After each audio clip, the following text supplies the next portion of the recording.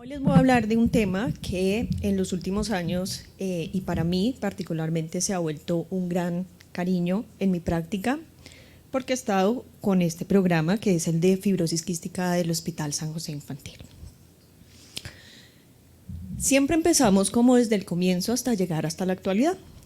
Cuando empecé a revisar, entonces las primeras publicaciones son de 1965, en los cuales ya describían que la fibrosis quística tenía un compromiso pulmonar, que tenía un proceso gastrointestinal, pero realmente cuando hablábamos ahí en la parte del tratamiento, quise poner esta frase que decía el artículo, decía básicamente que teníamos para la esteatorrea utilizar enzimas o páncreas animal, y para la obstrucción que se ocurría en las vías pulmonares, agentes mucolíticos, drenaje postural y antibióticos. Y realmente la terapéutica quedaba en este aspecto. Luego venimos a 1989, donde esta gran publicación empieza a generar un hito grande en la fibrosis quística, porque encontraron el gen y empezaron a caracterizarlo. Ya hablamos de 1989, o sea, ya han pasado varios años. Y ya ahorita, ¿qué tenemos? Una enfermedad catalogada, establecida bien, que es genética, autosómica recesiva, causada por una mutación que va a ocurrir en el brazo largo del cromosoma 7.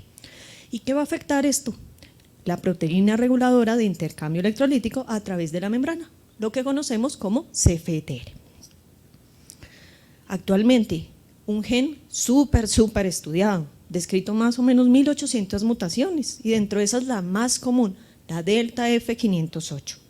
¿Y qué sabemos? Que en esta ocurre específicamente una deleción de 3 nucleótidos en la posición 508 que va a afectar una pérdida de la fenilalanina en esta posición, catalogándose como una enfermedad multisistémica. Entonces sabemos que ya no solamente hablamos de un compromiso pulmonar, de un compromiso gastrointestinal, sino que va a afectar muchos más órganos, y tenemos a nivel de las biopsias de recto, a nivel de mucosa de la parte nasal, y tenemos una afectación que cada vez se va catalogando mucho más.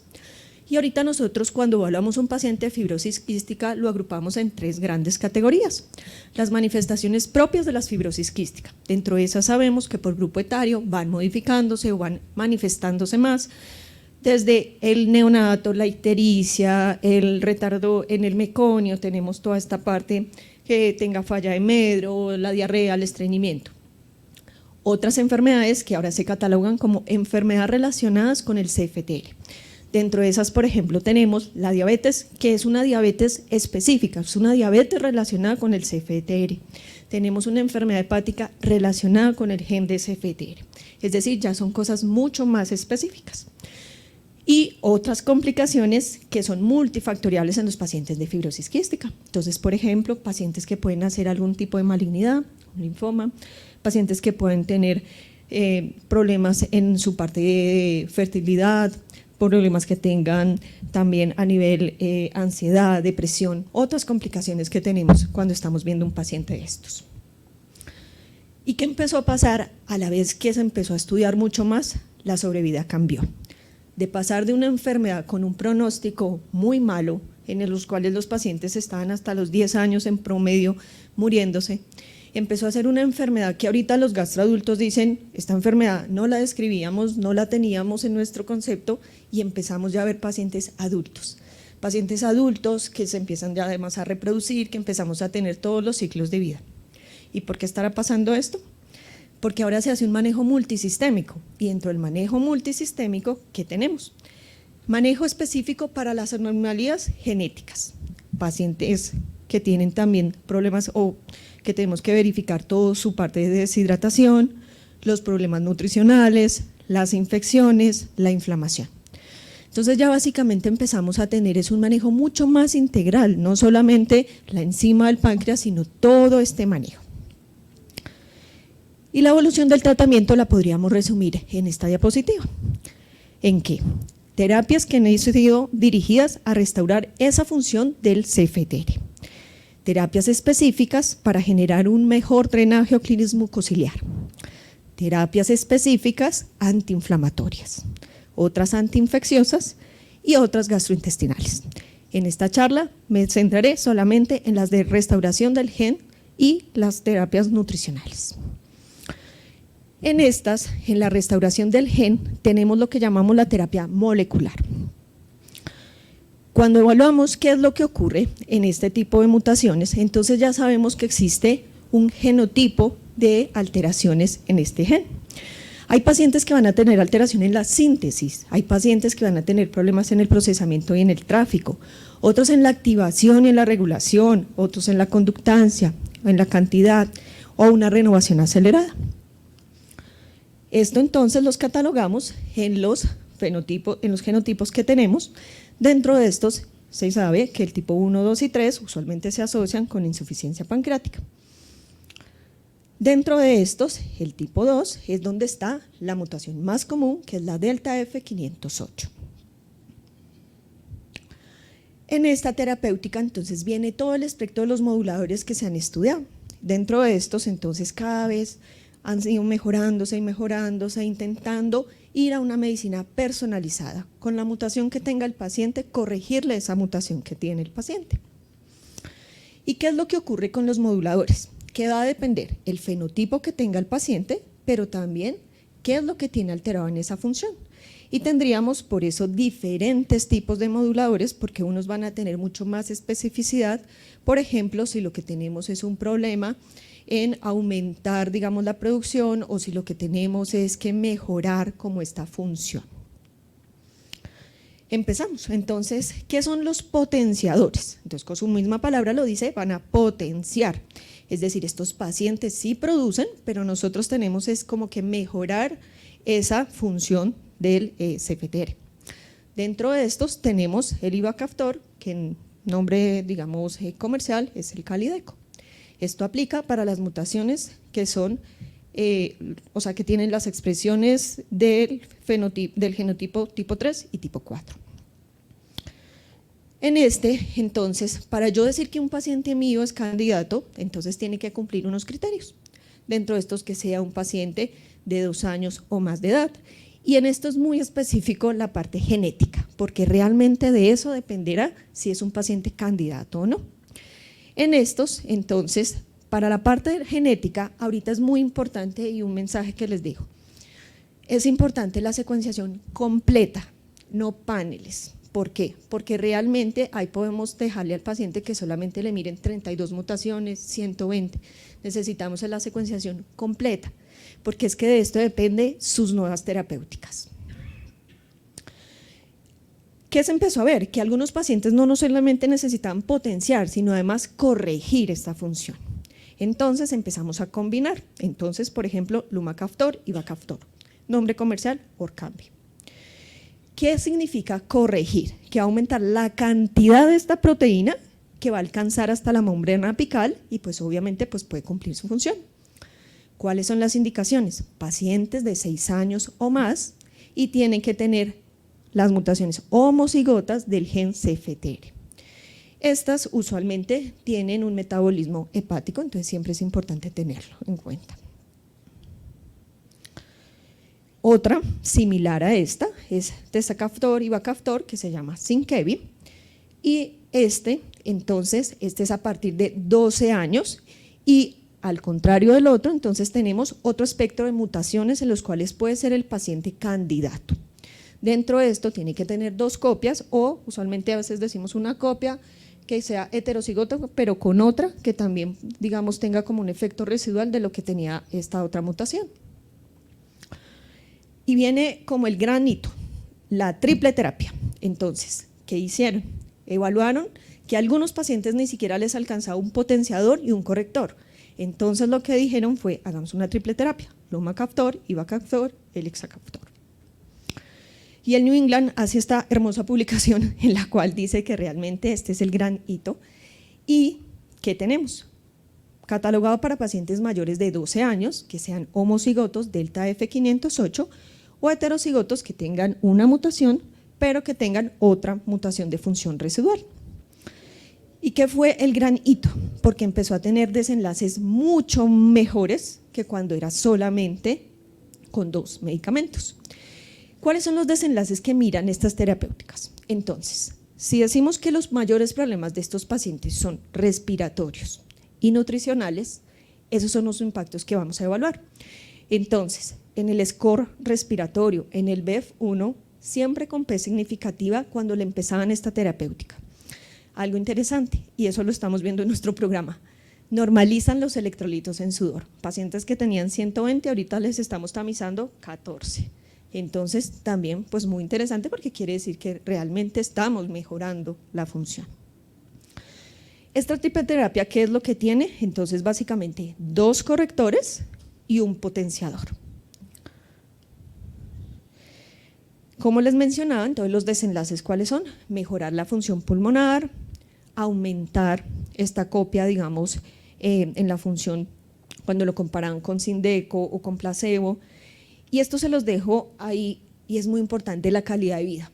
Cuando yo veo a un paciente ahorita, de los que tenemos con Trikafta o con estas terapias, les puedo decir que llegan con otro semblante, como decimos acá, o con otra, porque tienen esperanza, porque además sienten que están haciendo algo o que están recibiendo realmente algo que los está mejorando, no solo el síntoma, sino que realmente, entonces una calidad de vida mucho mejor.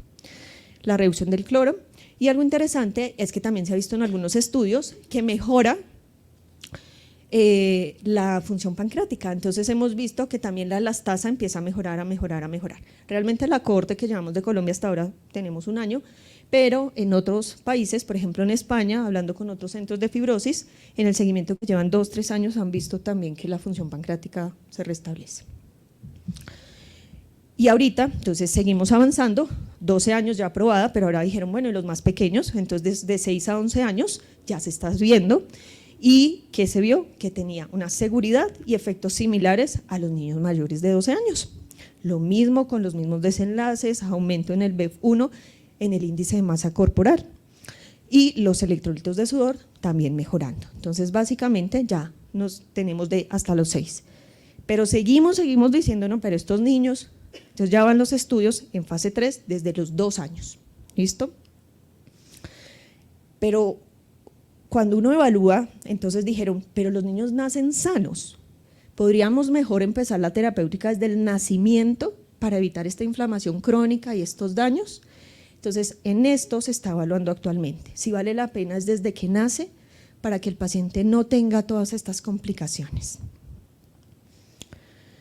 Efectos secundarios, por supuesto, entonces, ¿qué han evaluado? En ningún efecto severo, grave, pero sí hepatotoxicidad, entonces por eso siempre es importante antes tener un hepatograma completo, transaminasas, bilirrubinas, en algunos casos, por ejemplo, miren, se vio colelitiasis aguda, en estos pacientes, ¿qué ocurre? Tenemos que mirar mucho también como el riesgo de dejarle un tratamiento o el beneficio, ¿cierto? Entonces también uno evalúa si realmente se lo podemos dejar. Y hay unos efectos secundarios, pero más sintomáticos, leves, entonces los pacientes pueden tener dolor de cabeza, pueden tener, hemos visto algunos pacientes con acné, pueden tener algo de diarrea, usualmente la mayoría de estos síntomas los hemos observado como 3 semanas desde que se empieza la terapéutica y ya después usualmente ya estos efectos secundarios ya no existen.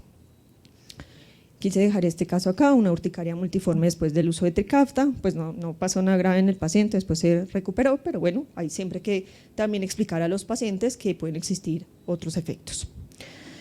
Y Cochrane, ¿qué nos dijo? Vamos a evaluar los desenlaces clínicos.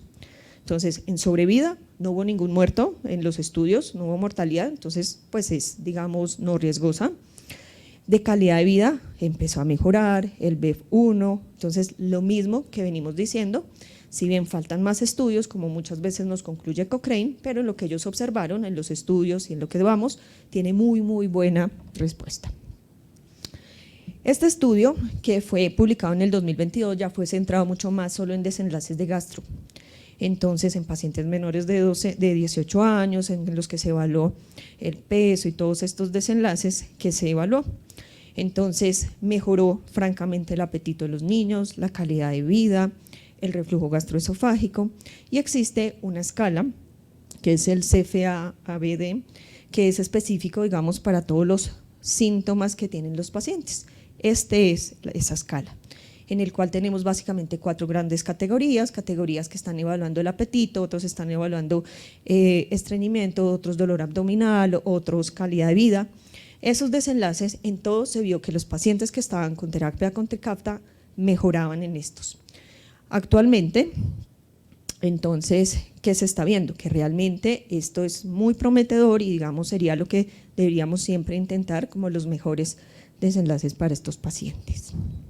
Entonces, acá a modo resumen, entonces nosotros tendríamos como terapia molecular para mutaciones que estén en el genotipo 2, en el 3 y en el 4, en los cuales tendríamos algunos potenciadores, correctores, y la triple terapia estaría básicamente enfocada para el genotipo 2, que sabemos que es donde está la mutación delta F508. Y nosotros con orgullo tenemos esta nueva tecnología, estos nuevos tipos de medicamentos. En nuestro programa de fibrosis quística del Hospital San José Infantil, hasta ahora tenemos, pues ya que están con seguimiento ya por lo menos de un año, tenemos 14 pacientes. Dentro de estos pacientes les quise traer algo de nuestras gráficas, entonces hemos visto, si comparamos con los estudios de otra parte, sí, también hemos visto, los pacientes han mejorado el BEF1, los pacientes han mejorado su índice de masa corporal y ahorita estamos haciendo la validación de la escala de los síntomas gastrointestinales para tener este nuevo desenlace, pues obviamente mucho más objetivo. Para algunas mutaciones no nos aplicaría la terapia molecular, entonces tenemos la terapia génica. Entonces básicamente aplicado para los defectos 1, es decir, los defectos en la síntesis, los defectos en el genotipo tipo 5 y algunos del tipo 2. ¿Y qué es terapia génica? Entonces es básicamente mejorar esta expresión y lo que se hace ya es específicamente una transferencia directa de genes al paciente mediante virus o métodos no virales, entonces básicamente se le corrige su mutación. Esto por supuesto todavía muy prometedor, pero todavía un poquito más en estudios. Pasando a la otra parte, entonces en la parte nutricional es como nuestro gran a veces también talón de Aquiles cuando vemos los pacientes de fibrosis. Sabemos que tenemos que tenerles un aporte calórico, y a veces no alcanzamos. Entonces sabemos que existe la disponibilidad de la nutrición enteral y usualmente se hace de manera nocturna. Problema, entonces se dijo, ¿y cómo se le va a dejar las enzimas a estos pacientes que tienen nutrición enteral? Lo que se empezó a ver es las enzimas pancreáticas usuales no sirven para este tipo de nutrición enteral.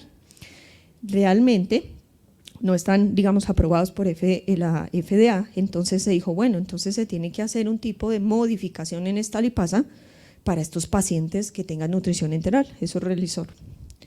Entonces, ¿esto qué es? Un cartucho de enzimas pancreáticas, el cual se conecta a la parte de la nutrición y que se debería utilizar pues, en los pacientes que no logramos como esa ingesta y requieren alimentación enteral, pero que necesiten obviamente pues, su suplementación de enzimas. En los estudios, ¿qué se vio? Los pacientes en los que se les utilizaba enzimas convencionales y los que se les utilizaba Relisor, pues primero sintomáticamente tenían algunas molestias similares, pero mucho menos los que utilizaban Relisor, y se veía que tenían una hidrólisis de más del 90% de estos triglicéridos en las fórmulas que se les estaba evaluando. No solamente se dejó como una fórmula específica, sino pues varios de estas fórmulas. En este estudio, el AZUR, ¿qué se evaluó? Entonces en los pacientes en los cuales se le hizo seguimiento por 90 días, cómo digamos esta terapéutica empezó a mejorar, entonces tanto en síntomas, pero también en otros marcadores en los que se les medía y se les evaluaba, por ejemplo, la proporción de ácidos grasos omega 6, omega 3 y se vio que era mucho mejor esta proporción, entonces esto es un marcador digamos de inflamación mucho mejor. Por último, entonces, ¿qué les dejo? Que la fibrosis quística es una enfermedad multisistémica que tiene un tratamiento integral, requerimos de un equipo. Muy importante el diagnóstico, pero la mutación de cada paciente, porque ese va a ser como su identificación de ahora en adelante, sus mutaciones muy específicas. Secuenciación completa, pero aún así podemos pedir deleciones, duplicaciones, todo, porque es que realmente, les cuento, cuando nosotros ahora en el programa un paciente no cumple con las mutaciones, es una gran frustración, entonces le buscamos los caminos y todo para ver cómo podemos realmente verificar o decirle realmente no eres candidato para ninguna de las nuevas terapéuticas. Por supuesto, el nuevo objetivo es la medicina personalizada. Tenemos que seguir con el manejo convencional, sí, las enzimas, toda nuestra parte mucociliar, todo, pero ya algo más personalizado. Y en Colombia, pues disponemos de estos medicamentos modulares.